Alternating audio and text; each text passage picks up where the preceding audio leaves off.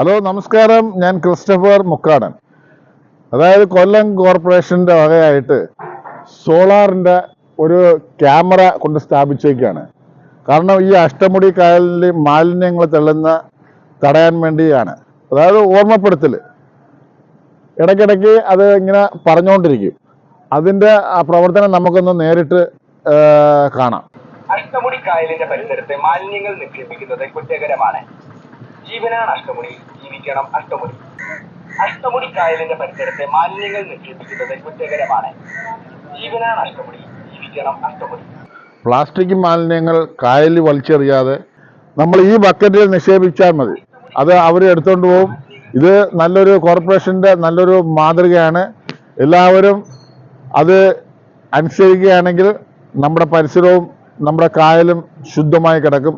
എല്ലാവർക്കും ബായ്.